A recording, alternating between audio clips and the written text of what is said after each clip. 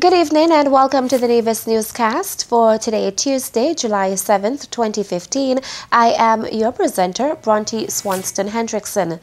The Financial Services Department today, Tuesday, began a two-day workshop for persons in the industry here on Nevis. The Foreign Account Tax Compliance Act, FATCA, workshop is aimed at creating awareness and providing greater details relating to the FATCA implementation. The Act affects the consumer market of the financial sector. Permanent Secretary in the Ministry of Finance, Colin Dorr, explained why the workshop is necessary. FATCA was enacted by the United States of America on the 18th day of March 2010 as a means of combating offshore tax evasion by U.S. persons holding their income or asset overseas, specifically as it relates to U.S. source income. The intent of the law is for foreign financial institutions to identify and report to the U.S. Internal Revenue Service information on assets of $50,000 US or more held by U.S. taxpayers, and for certain non-financial entities to identify U.S. taxpayers who hold substantial ownership interests. The workshop caters to financial institutions such as banks, insurance companies, financial services providers, and related institutions. If the government of St. Kitts Nevis had not negotiated and agreed a Model 1 IGA, financial institutions in the Federation would have faced an even greater compliance burden of directly reporting to the IRS. The competent authority in St. Kitts Nevis, who is the Financial Secretary, will delegate over time the authority to the Inland Revenue Department of both St. Kitts and Nevis to receive the financial accounts from FFIs and then transmit the same to the IRS using a dedicated software. And I must let you know as well that we are working tirelessly in-house to get this ready. And the process of acquiring the software is at an advanced stage, and we will announce to users when it is finalized. Upon completion of the two-day workshop, each participant would be awarded a FATCA program certificate. The facilitators of these workshops are Claudel Romney, Alex Anderson, Jose Antigua, and Richard Carty of the firm BDO LLC in Anguilla. The workshop is taking place at the Mount Nevis Hotel Conference Room. It is important that we as teachers understand, by working together along with the students, the process of learning will be more productive. We, the prospective teachers of 2015, would like to thank the Department of Education and all those who assisted for the opportunity to experience this life-changing course. We will use the information learned in our daily lives to pass it on to others to create a better society. Catherine Seabrooks was one of 23 persons who participated in the Department of Education's 2015 Prospective Teachers course. The course is designed to prepare participants for possible placement as teachers in the upcoming school year. The two-week training course concluded on Friday, July 3rd with a ceremony and display of instructional materials created by the prospective teachers. The theme was Advancing Holistic Education for All through Positive Expectations, Collaboration, and Accountability. Education Officer Adina Taylor was the course facilitator. Prospective teachers, you have completed 2 weeks of intense training. Keep the flames burning. Use your passion, intelligence, creativity, and stay focused. Also present at the ceremony was Permanent Secretary in the Premier's Ministry, Wakely Daniel. I urge each and every one of you that upon entering the classroom, whatever you do, take your job, take your profession seriously. Take teaching seriously. Teaching will offer you the opportunity not only to change hearts and minds, but it will give you the opportunity to change lives. Teaching affords you the opportunity to take the children from having potential to realizing that potential. It gives you the opportunity to make a difference in someone's life. I can assure you, teaching is the toughest job you will ever love. You are taught the content, the art, the methodology of teaching. Use it in the classroom, and I can assure you, it will make you a much better teacher. And it will enable you not only to change hearts and minds, but also to change lives. Daniel also congratulated the Department of Education for facilitating a successful course. The Department of Agriculture is advising that it has procured some molasses through the NIA's supply office and that the molasses is now available to livestock farmers. Permanent Secretary Eric Evelyn says the move was made in response to the adverse effects the prolonged dry season is posing for farmers as well as the department's stock farms. The molasses went on sale today, Tuesday, July 7th at the supply office. And we are happy that we're able to do this for our livestock farmers. We heard your cries and we are able to deliver. We are hoping that our livestock farmers will take advantage of this product, and I'm sure it will go a very long way in ensuring that the animals stay in relatively good condition until we can get some rains. The arrangement is that you will pay for the molasses at the supply office and then you will proceed to the Department of Agriculture at Prospect with your receipt, where you will have your molasses delivered to you. Now, in terms of the price for the molasses, we believe that we should be reasonable with the pricing, and so the price will be $100 for a 5-gallon bucket or 5-gallon pail. Now, you are responsible for bringing your own container to collect your molasses. Farmers are advised, however, that the sale of the supplement will take place once per week. The sale of the molasses will be done only on Tuesdays, 1 day per week. So on Tuesdays only, beginning on Tuesday the 7th of July and continuing every Tuesday until the supply is exhausted. The sale of the molasses would resume on Tuesday, July 14th from 8:30 a.m. to 1 p.m.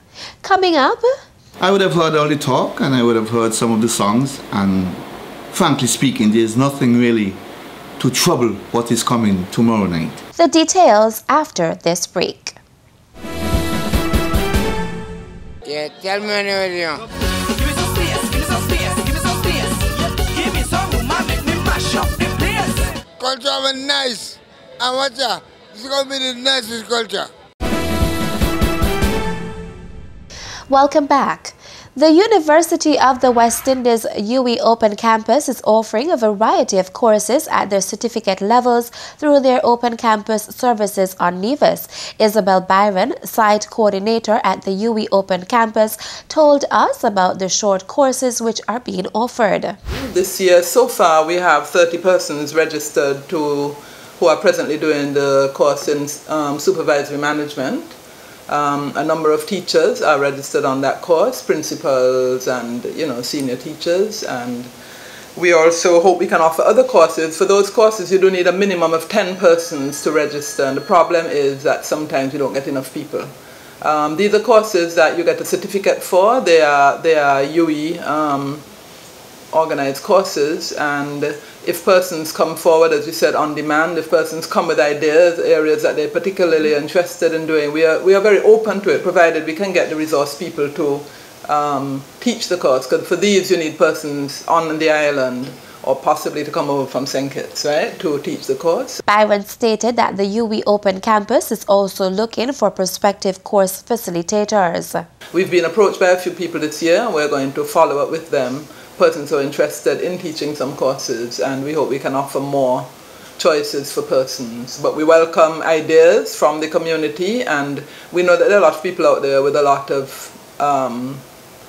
talent and qualifications who could possibly assist us by becoming course facilitators.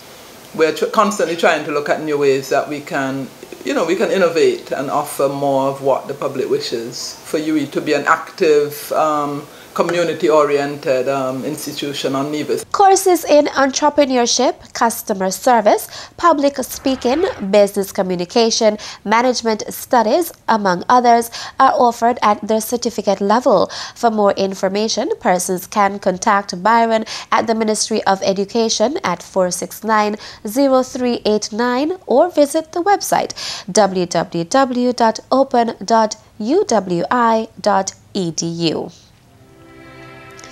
Illuminating the world. Envision it, Reach for it, achieve it.